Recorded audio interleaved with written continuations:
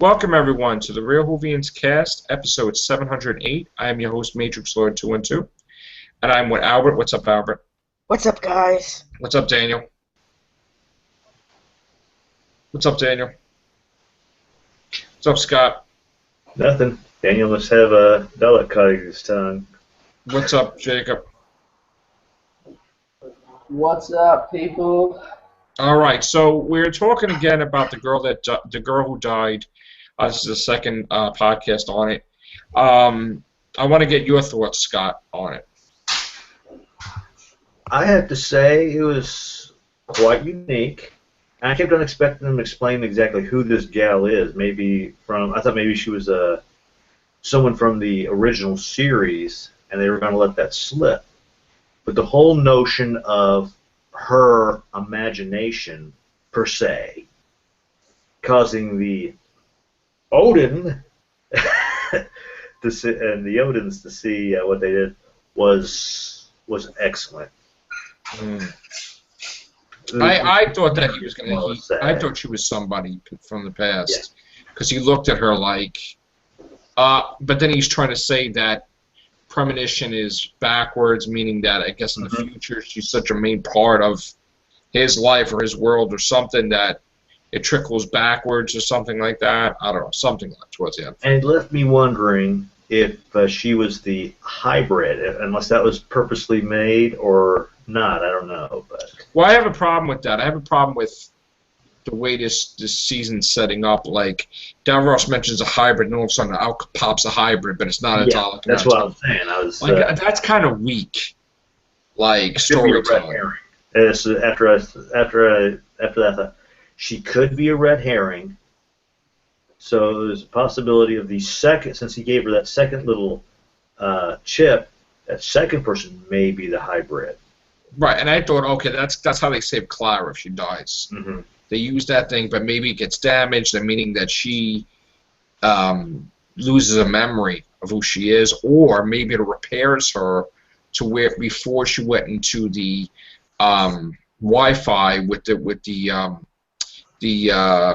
you call it, the great intelligence, and meaning she doesn't have any knowledge of computers or nothing, and repairs her that way. I mean, I don't know, but I'm just hoping that it's not that obvious. Mm-hmm. Like I want to.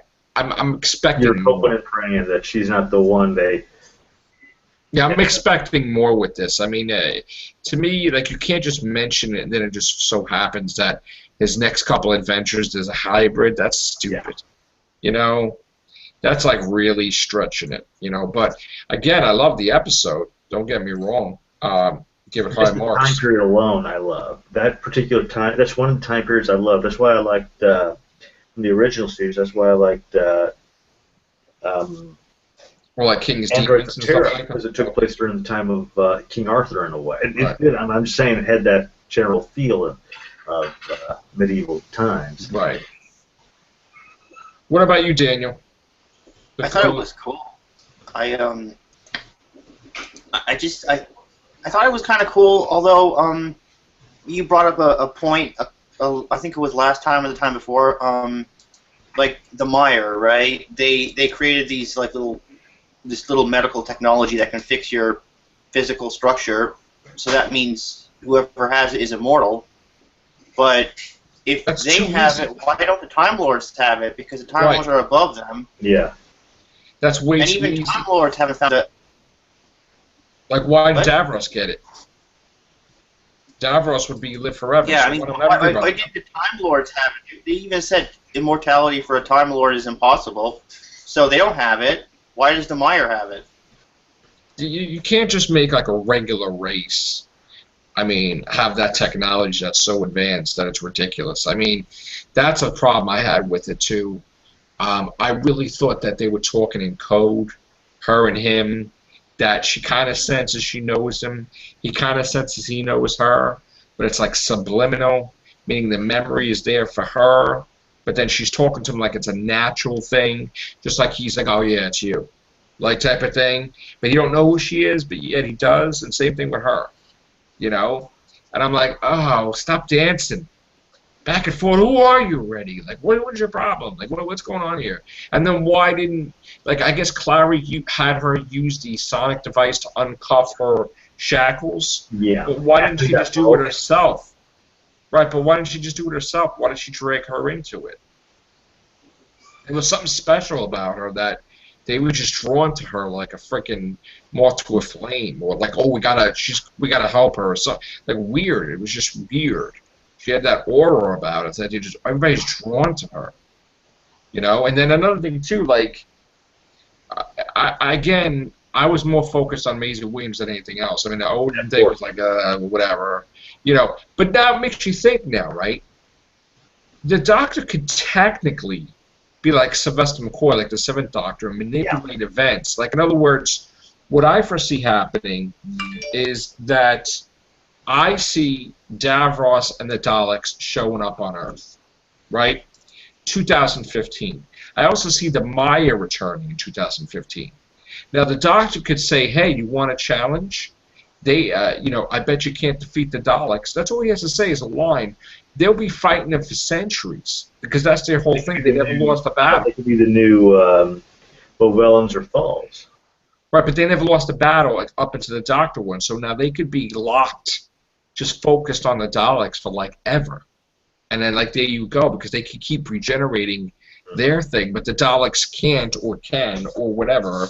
I mean, I'm expecting to see different types of Daleks. I'm expecting to see, you know, Davros, the Daleks, but then a weird, twisted version of the Daleks from the sewers that are just, like, I don't even know if they're worse or, like, pure, where, like, maybe the Daleks are afraid of them, and they're kind of, like, not all machine, but, like mesh and liquid and whatever, like, weird. I'm expecting that when they regenerated too, they didn't regenerate fully, and that now they're scared of them. So, like, I'm just expecting to see a different race of Daleks soon in the finale. And that's going to be really interesting to see. Something of, like, the almost like, you know, you have different things with almost the like the metal casing has something of almost like a Cyberman type look or Movellan type of look to it.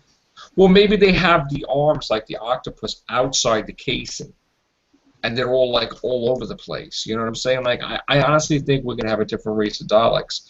I also think that there's gonna be like a war zone. You know, Missy involved. You can have, because the Cybermen, like all these crazy things, that Clara is just gonna get caught in the crossfire. You know. But again, let me go to Jacob. Jacob, anything you have to add to that? I actually still believe that the hybrid could be someone from the Doctor's past. I don't know if I could be wrong or not, but I have a feeling she could be possibly Jenny. I have that gut feeling for some reason. Well, she was made, right? Like, yeah, she was made in that machine type thing, and I have a feeling Jenny could possibly be the hybrid. Possibly, I don't know. I could totally be wrong, but I don't know. But I love the episode overall, and it was amazing overall, I've got to say. What about you, Daniel? You want to add anything to that? Yeah, I think that they didn't absorb everything from the Doctor. I think they absorbed only half of what they needed. Maybe they're absorbing the rest from Misty. I really don't know, man. I mean, I think you're gonna get what they need from Missy because they have her and she's a Time Lord. So why not get the rest from her? Okay. I want to show you guys. I got the news today that, which I didn't really know, that I was one of, let's say, 20 or 30 people that they showed for the Davros reaction for The Magician's Apprentice, and I just want to screen share if I could. Hold on, and now I lost the page. Let me go back. Okay. For some reason, I didn't even know this. I'm going to be in the new Doctor Who magazine. If you see me right there, that is so cool, right? Yeah. That is good. Yeah, so I'm in the Doctor Who magazine, the one with the Zygons on the cover. I didn't even know about it. I'm so happy about it. You know, so this is great friggin' news.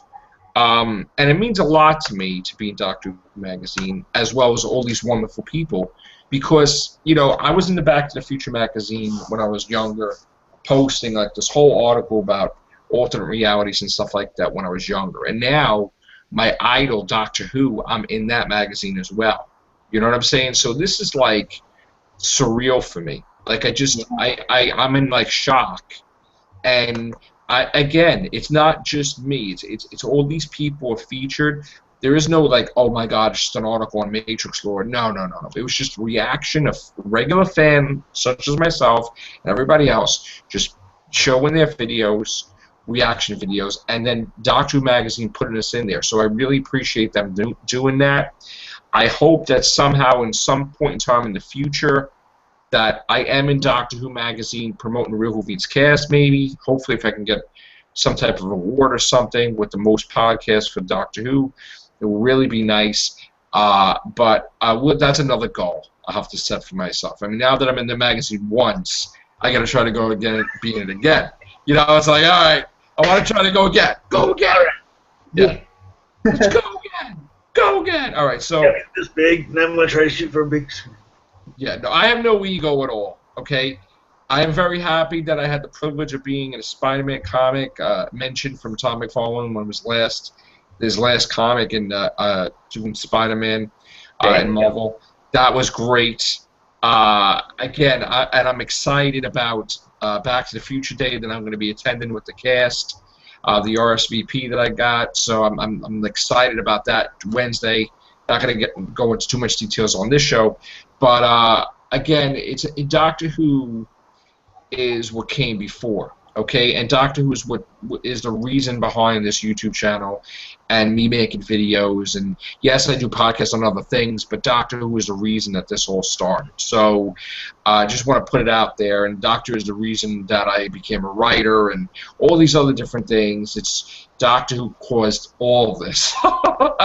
Doctor Who is an inspiration to all. It inspired me to watch other things and get into time travel, and there would be no Star Trek if there was no Doctor Who. There would be none of any of that stuff. I wouldn't even have saw anything. I mean, it got me used to seeing stuff in space and having this love for space and planets, and then I watched Star Wars movie and all these other different things, and it was just absolutely amazing. So I do have to say that it's just a thrill. It's a thrill that this has been such a huge impact in my life, and I'm still obsessed with Doctor Who, and I think I'll always be obsessed with Doctor Who until the day I die. So, and I really am grateful. The day you regenerate.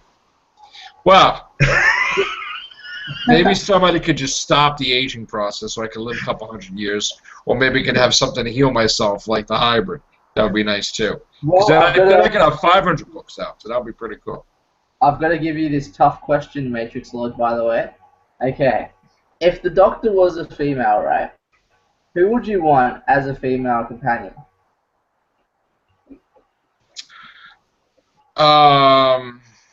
If the Doctor was a female, who would I want as a female companion? I would want a male companion if it was female.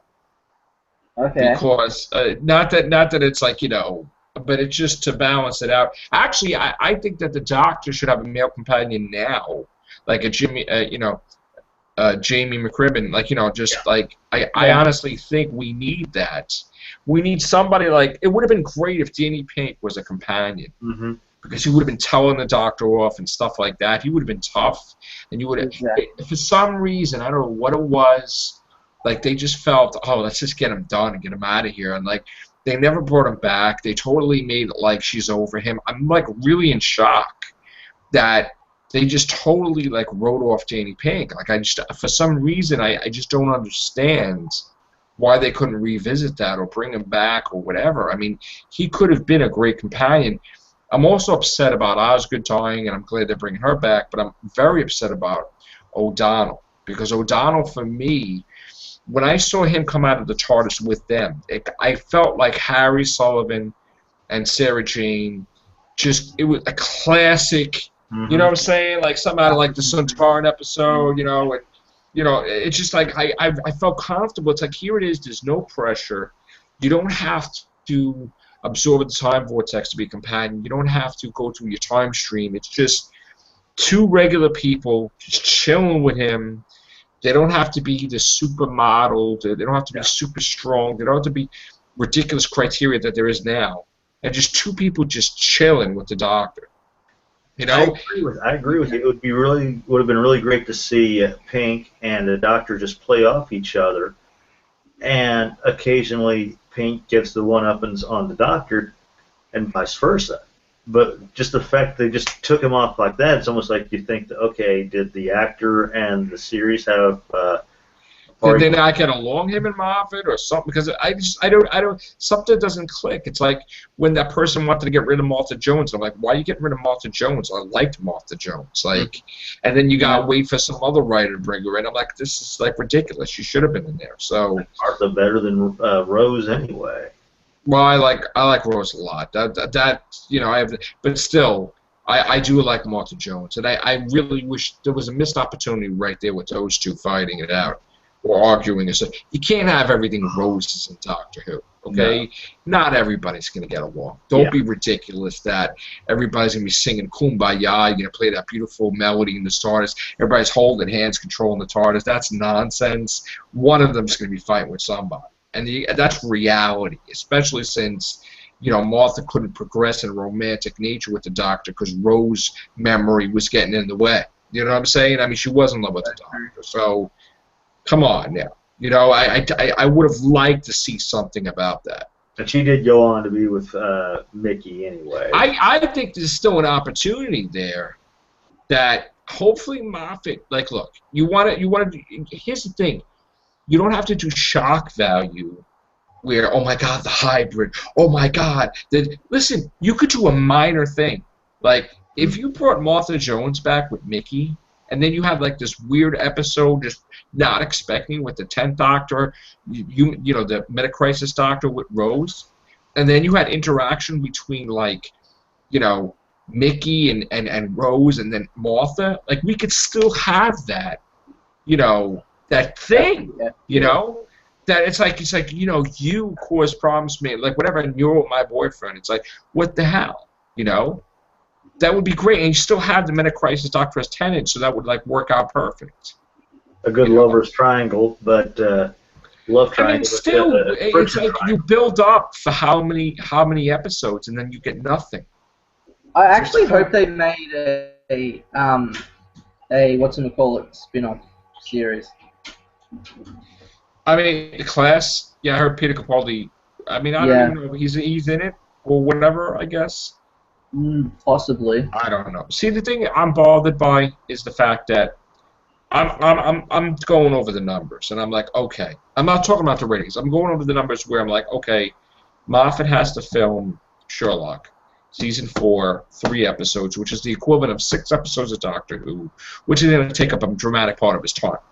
Then he's going to assist in Class, not necessarily showrunner or whatever it is, but he's still going to be a big part of Class, okay, which is that spin-off, Doctor Who spin-off that they're going to have on BBC 3. But again, when will he have time to write an episode of Doctor Who, let alone film it? And when are we, I mean, to me, the way it looks, the way I'm, like, figuring things out, there's only room for 2 episodes, okay? One special and a Christmas special. Now, that may even be tough as it is. We just may get a Christmas special, okay? I gotta say, if we only have a Christmas special, I'm gonna have a massive problem with that, because we definitely need to have more than 1 episode for the year, okay? You're really testing the waters with pissing off the fans if you give us 2 episodes. We already had that in the 50th anniversary year. The only thing is, a lot of people didn't notice it because they carried over Series 7 from one year into the next, okay? So you can't, if the product is in demand, you can't not produce enough of it to give to the fans, okay? 2 episodes won't cut it, okay? Maybe 5 or 6, okay. We'll deal with it if it's a split season, but I really don't think we're going to get that. What he should do is deal with pretty much like do his Sherlock. Then during the hiatus from that, do 4 or 5 episodes of Doctor Who. Then hold off on the class episode for being, let's say, a special thing for the next year instead of flooding everybody with Doctor. I hate saying this, flooding Doctor Who, and because I tried watching that new K9 series when it first came out. Oh my! Oh God! Right? Yeah, that thing was. How the hell they got away with that? I'll never know. Listen, what I suggest is, because here's the thing, we already are 5 episodes into the season, right? Now, we had a super success with the first 2 episodes, right? There was some minor things that annoyed us with the stupid, don't explain stuff to us, please. Yeah. Please don't do that anymore. We got twice already. I don't want that no more. No paradox, no whatever. Stop. Don't explain it without stupid people. Okay, that's one. I hate the Sonic shades. Of course, they're going to come back. Please get rid of them. And when they broke those, I was thinking, okay, good. It's still coming back in the next episode. All right. So here's the thing. Okay. Stop. I having a feeling that this is the way this is going to play out. Like, there's so much pressure to have this big to-do storyline, right? You're trying too hard. Just relax. Let people do their own episode without you writing it. Like, I see Moffat interfering with the girl and he's like, oh, Maisie Williams is in it. I'm going to write it too. And it's like, oh, here we go. You know what I'm saying? Here we go. I know you're the showrunner. You got to be with Maisie Williams. All right, well, then it should be just your episode then and nobody else's. You know, stop it already. He keeps inputting his stuff, and then it's like, oh, who's making a mistake? Is it him or the other guy? You know? I'm looking I like the episode better than the other one, but I have a problem with, I don't understand, like, why does he want to help people or he doesn't want to help people? Because it used to be natural. He is so much of a fan that if he doesn't get his word in, it's like, oh God, I'm going to have a nervous breakdown. If you don't let me write, I'm going to just walk off the show. But I'm having a problem because I don't understand what he's trying to do with Capaldi, where Capaldi, as a doctor, is like, should I help these people or not? And I'm like, why is he even questioning that? Like, the doctor would just go into the adventure and help people. Like, what's changed? That every episode now he's like, should I do this? He's questioning himself. I mean, is it the fact that he knows that Clara's going to die? Because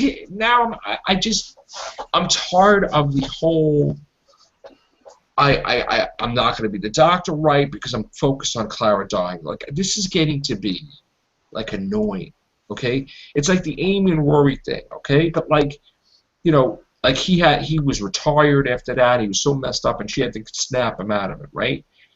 I mean, are we going to do this every time where he's going to be petrified of being with a companion and then not, like, focus on what is saving the people?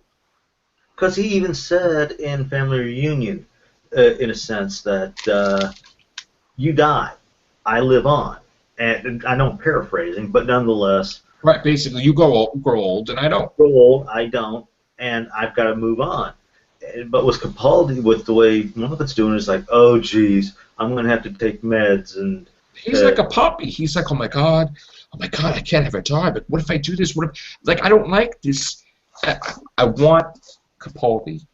Like, just keep him confident. And he's a strong doctor, and he's going into there going to win.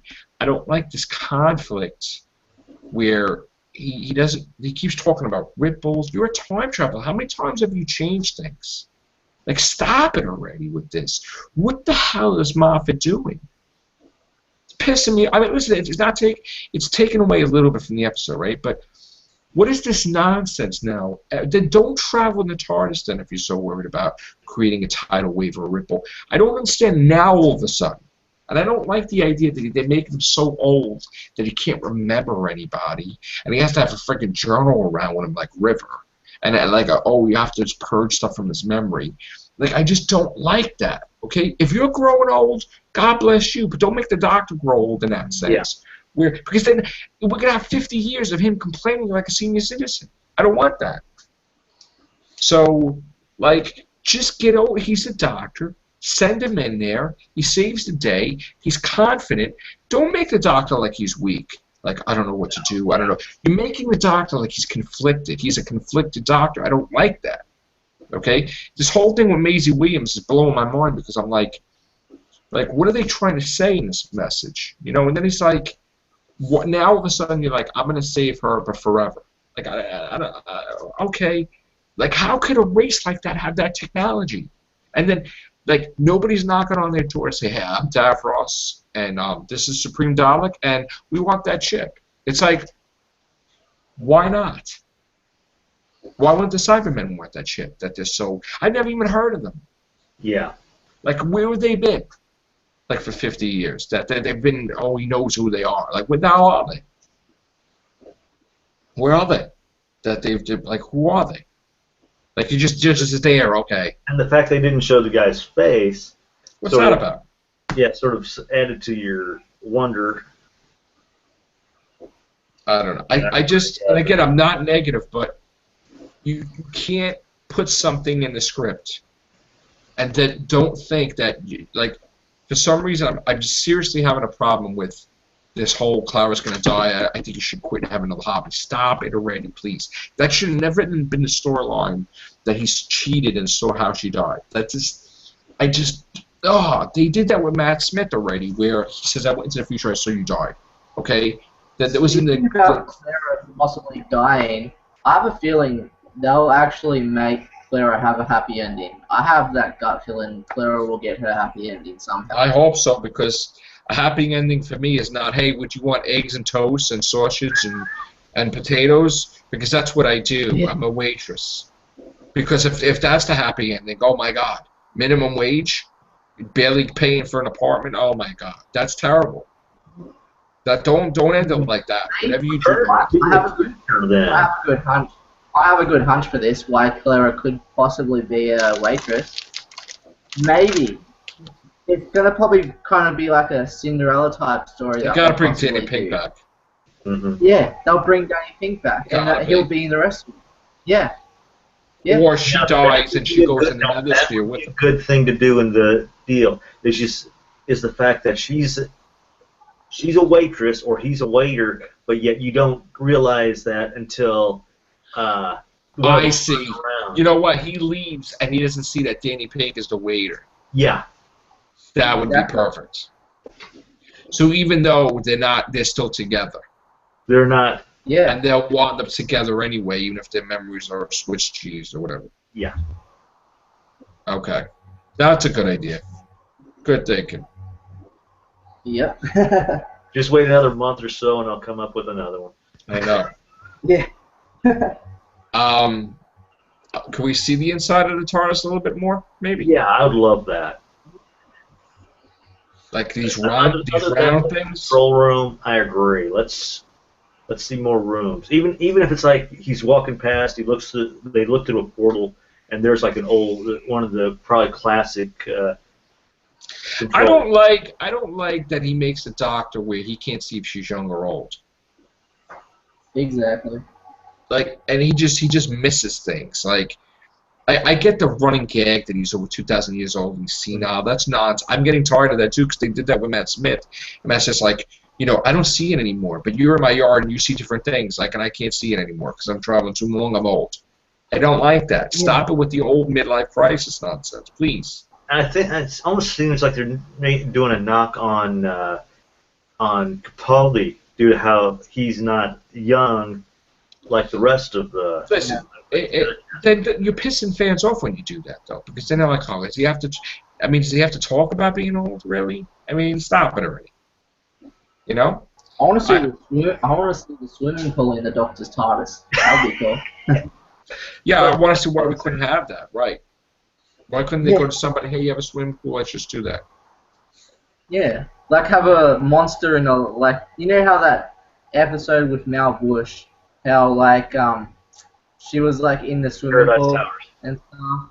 Yeah, that episode. Yeah, I have a feeling. I wish they could do like an episode like that, kind of like, just chill back, relax, clear I around have the a swimming feeling. pool. I have a feeling with the 12th Doctor, we're gonna see the TARDIS kitchen Oh wow. because they're always in. With the first Doctor, they had that machine that made food that tasted like anything. But I think we're actually gonna have a long dining room in the TARDIS, like where they eat. You're gonna see different things that you didn't see before, which I really hope that they have that, and I really hope it's Richard Madden too. I mean, as the Doctor, because I think we need somebody younger for now. Yeah. But again, let's have Capaldi, but write him better, please. Don't, you know, The you know what I'm saying? I actually wish Reuben Grint from Harry Potter, Ron Weasley, would be the Doctor one day. What's that? I wish the actor of Ron Weasley from Harry Potter, Rupert Grint, would be the Doctor one day. Yeah, but that's not the key. I know he's not though. All right, what we're Yeah. gonna do is, Daniel, I want you to give some thoughts about what we've talked about. Yeah. I thought it was. I really hope that like Richard Madden comes and we can see his TARDIS. That'd be cool. Again, he's not announced officially, and the Doctor's not leaving, by the way, Capaldi, but we have no idea what's happening next year. So, again, I hope we have Capaldi for a while, and I hope he has many different companions. Many. I hope the next companions are at least either a decade to a century prior to the series' return. To me, I honestly think we either need an alien or companions that came a decade to a century to bring new light, new eyes. This constant current era is just it diminishes the awe, I think, in some way. Right. I'm really hoping that we get to see a classic companion return, like Joe Grant, Katie Manning, because I love her. Tegan. Tegan Jovanka, yes. I'm also hoping we get to see Madame Kravarian, because I love her as well. Yes. Because I would love to see her screaming at Capaldi and battling with the wits. I want to see Dorian Moldavar return with his head like sewed back to his body. That would be pretty cool. Maybe a little backstory on Dorian Moldavar. Maybe he has family or something like that we don't know about. Yeah, me too. So, all right, gang, we're going to end this episode now. We're going to go on to another Real Whovians with other people. So we're going to just stop this one right now and start another one up. So take care. Bye for now.